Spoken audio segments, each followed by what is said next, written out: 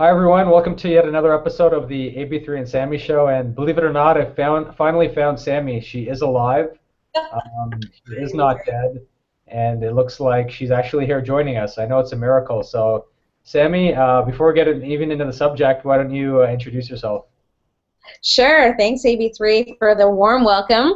And yes, I was escaping the Ottawa cold, and I went to Costa Rica for 2 weeks on an amazing group adventure with Kentucky. And I had the time of my life and got so many great stories, AB3, for us to talk about here on the show, because it's true.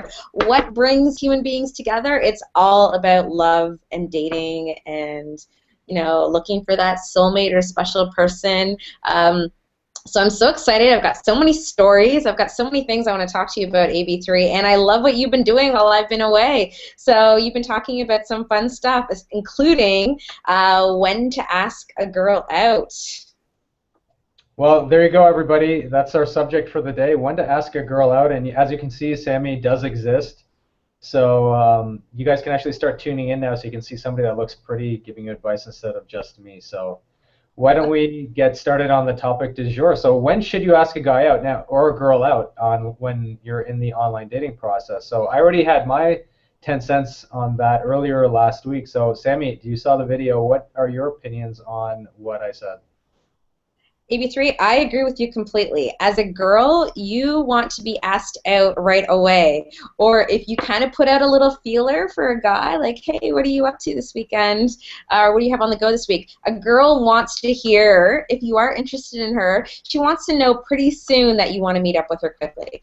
Because guess what? She knows that you're talking to lots of other people online too. So if you show that little extra effort, if you show her that, A, you've come up with something better than coffee, because I agree. Oh my God. Nothing wrong with a cup of Java, but for a first date, I do like what you said about the ice cream. The thing about ice cream is that it's a lot more fun. It just screams fun. It also screams like like I just picture, having my ice cream and like walking down the street or sitting on a park bench. Like it just seems a bit more fun and interactive than a cozy coffee shop. So I like your advice, AB3. I say go for it. Don't waste any time because that's the fun part about dating. It's the spark, right? And you don't want to lose that spark. What do you think? Well, I totally agree. And the other thing you may want to keep in mind with the whole ice cream or frozen yogurt thing is, look, compare and contrast that to going for a drink or coffee or what have you. If you do want to make a bit of a bold move and figure out a way to exchange fluids on that first date, if you will, you know, nobody gives somebody their coffee to have a sip of. Whereas with ice cream, if you get different flavors, it kind of gives you that excuse to, hey, have a lick of my ice cream. So you can break that whole physical barrier of, yes, I got to swap spit with the girl on my first date, even though you totally didn't. But it's still a bit of an icebreaker if you know the date's going well. So there is that. Now, how about this, Sammy? What if we're in Ottawa, Canada, like some people are, and it's freezing cold, so ice cream's not an option? What might you suggest is a good first date besides coffee?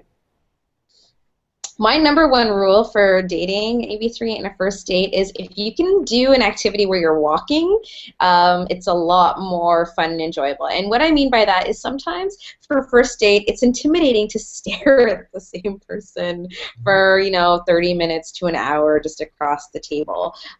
Sometimes you need a little bit of time to feel more warmed up, and you're going to be a bit more nervous. But guess what? If you say grab your hot chocolate, so I would say I'm a hot chocolate girl.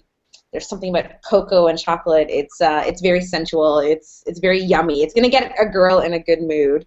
So I would recommend. So in Ottawa, yes, it's cold. So do you want to be walking outside? You're gonna need some inspiration to do that. So if I'm holding a warm drink and walking down the street, so maybe on one of your famous streets in the city, like that's got like hustle and bustle, so like a pub street or something like that, I'd actually say that it's still worth it to go outside and bundle up and be all cozy and it's romantic. I can't help it. I can't help but think that even in the cold, it's very romantic to be outside. So any excuse to And when you're outside and it's cold, back to you and your exchange of fluids, a girl's version would be a little bit more PG. And I would say I would like hook the guy's arm, right? I would probably be more inclined to kind of like touch him. And I mean, there's these big bulky jackets in between us, so it doesn't feel as intimidating. But it would be kind of nice to kind of walk together in stride, kind of, arm hooked into each other, and like, wow, I'm already getting excited. I need to go on another first date to feel this.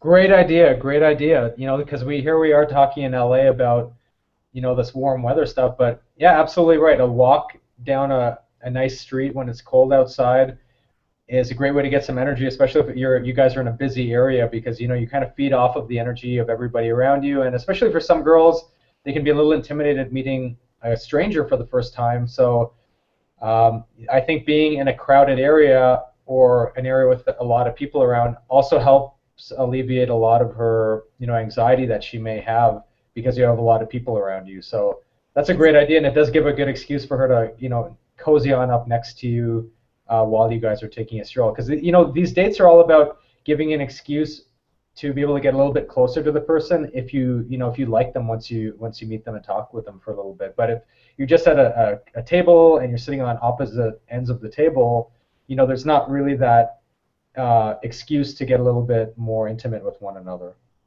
I like it, AB3. So to recap this conversation, for your first date, go for it. Ladies and gents, to me it doesn't matter who asks who, just make it happen and make it happen quickly.